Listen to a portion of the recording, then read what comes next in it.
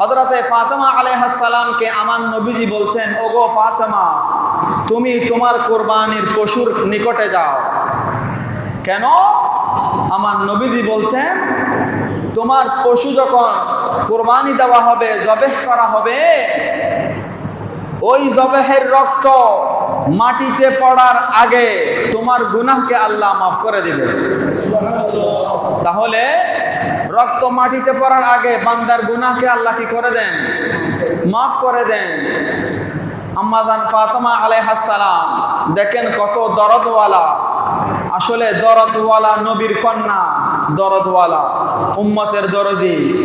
আম্মা জান ফাতেমা আলাইহিস সালাম আমার নবীকে জিজ্ঞেস করলেন, ইয়া রাসূলুল্লাহ, কুরবানির জন্তু যে জবেহ করার সাথে রক্ত মাটিতে পড়ার আগে বান্দার গুনাহকে মাফ করে দেওয়া হয়, এটা কি শুধুমাত্র আহলে বাইত, আমার নবীর পরিবার, শুধুমাত্র আমাদের জন্য সীমাবদ্ধ, নাকি সারা বিশ্বের সমস্ত মুসলমানদের জন্য?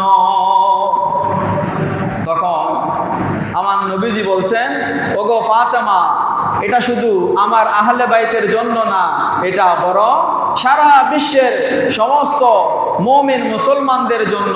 যারা আল্লাহর রাস্তায় কোরবানি করবে, তাদের ওই পশুর রক্ত মাটিতে পড়ার পূর্বে আল্লাহ ওই বান্দাকে মাফ করে দিবে। বলুন না সুবহানাল্লাহ।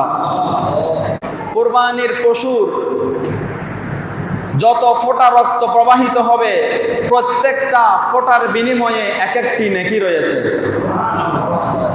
আমরা পশু যেগুলা কোরবানি করি, ওই কোরবানির পশুর প্রত্যেকটা পশমের বিনিময়ে এক একটা নেকি রয়েছে।